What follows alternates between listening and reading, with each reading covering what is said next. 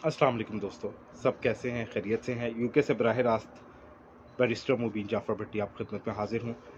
Actually exam से free हुआ हूँ और long time after long time एक वीडियो सोचा आपके साथ शेयर करूँ। पाकिस्तान में बहुत से दोस्तों से बातचीत होती है और उनसे तबादला ख्याल होता है, मौजूदा हालात के ऊपर बातचीत होती है। कॉलम काफ़ी अरसे से नहीं लिख सका इसी वजह से।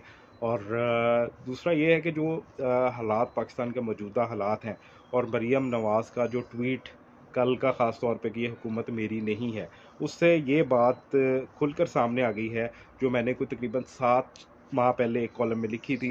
वो आपसे शेयर करता हूँ, दूसरे लोगों को भी शऊर दीजिएगा। बात ये है कि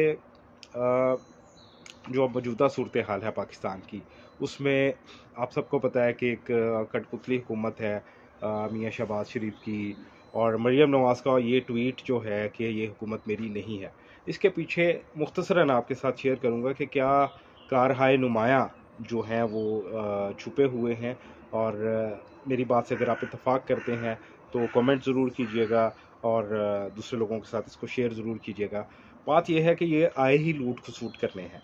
इमरान खान को जिस तरह से हटाया गया है गवर्नमेंट से, असल में इनका प्लान ये था कि इमरान खान को एक दफ़ा हुकूमत दे दी जाए। लूली लंगड़ी हुकूमत जिस तरह की दी गई, और जिस तरह से आपको पता है कि मैंने भी और सब दोस्तों ने जिस तरह सब पाकिस्तानियों ने वोट इमरान खान को कास्ट किया, उसकी मेजॉरिटी को अगर देखा जाए तो उससे ये ज़ाहिर होता है कि क्या हुआ इलेक्शन में। और प्लान ये था कि इसको 2019-20 में साल डेढ़ साल बाद फारग कर दिया जाएगा।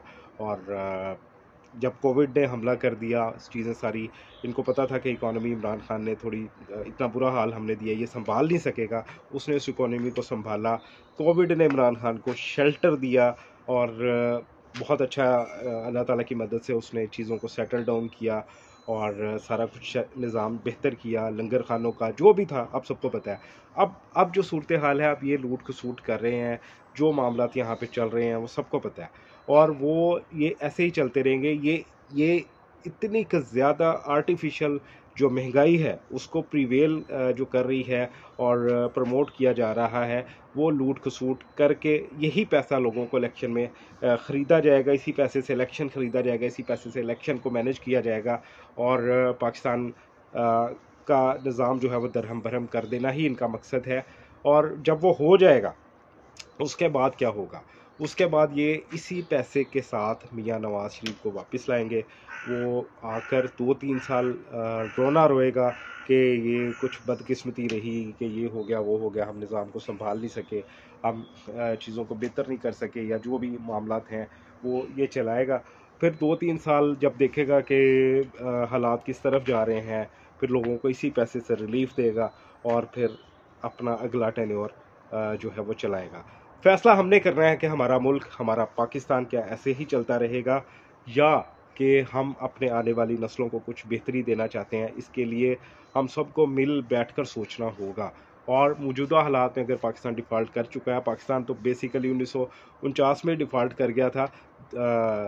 अर्ली एज अपनी जो पैदाइश है पाकिस्तान की 14 अगस्त 1947 के बाद साल डेढ़ साल में डिफ़ॉल्ट कर गया था। जो भी वहाँ पे जो कुछ भी हुआ आप सबको पता है। और उम्मीद करता हूँ कि अल्लाह ताला जो है वो पाकिस्तान के हालात को बेहतर करे और चीज़ें जो हैं वो लोगों के लिए, आवाम के लिए और मेरे मुल्क के लिए अच्छी होना शुरू हो जाए, और मज़ीद बेहतरी का इंतज़ार रहेगा कि वतन अज़ीज़ में खुशहाली जो है वो आए।